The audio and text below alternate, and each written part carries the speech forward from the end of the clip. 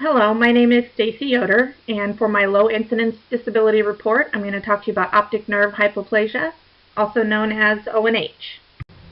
What is ONH? Optic nerve hypoplasia, ONH, is the underdevelopment or absence of the optic nerve combined with possible brain and endocrine abnormalities.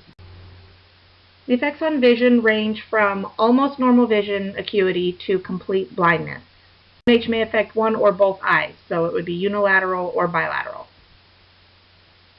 Here's a visual of an example. The eyeball is looking at the baby. The optic nerves carry that signal to the brain to tell the brain what it is seeing.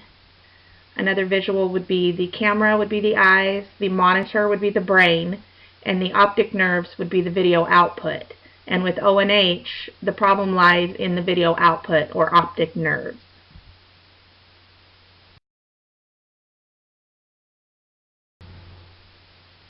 Although the cause of ONH is still not understood, a variety of factors have been suggested, including young maternal age, alcoholism. This is the syndrome, not just the mother having a couple of beers or glasses of wine in early pregnancy, and also is typically the firstborn in a family. Implications of ONH in the classroom.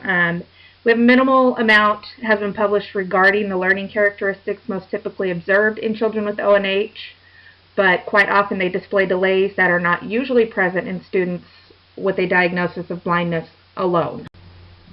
A study of children in schools for the blind in the United States revealed that 12% had visual loss from optic atrophy or optic nerve hypoplasia, making it one of the top causes of blindness in children today. Many people are unaware of this.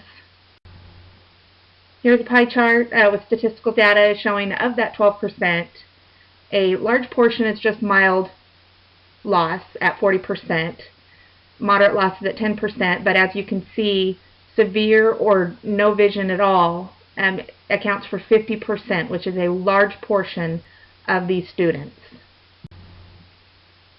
A little more on ONH in the classroom. This is statistical data and implications for teaching and knowing your students. The distribution of developmental outcomes are covered in personal and social, adaptive, motor, communication, and cognitive. You can see the wide ranges of each of these with the score domains here. It is considered to be a cause of vision loss in young children, one of the leading, as I spoke about before. The incidence of ONH was recently estimated at 10.9 per 100,000, which has grown sixfold from 1.8 per 100,000 in 1977. The increase may be in part connected to the awareness and the testing of ONH, as with autism and other disabilities. The more we learn, the more we find. The staff at the Blind Children's Center worked with at least 10 children who were diagnosed with ONH. This is one set of statistics that I'm able to share with you. They have observed that these students, notably those with severe loss of vision, most often display some or all of these listed characteristics. So here on this slide, I'm going to point out the ones that I feel are most important for you to pick up on for the classroom.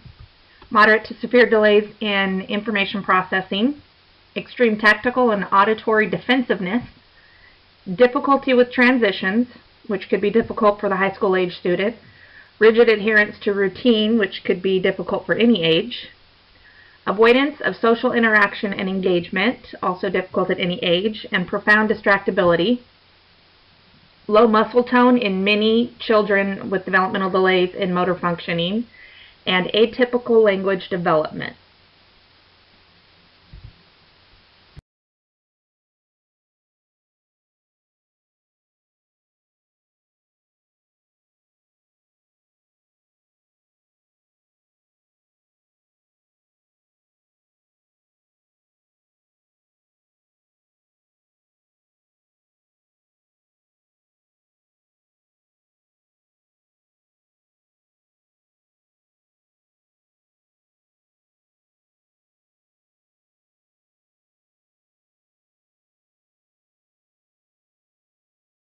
So now that my presentation is complete, I'm going to pull over number 5 from the list on the previous slide.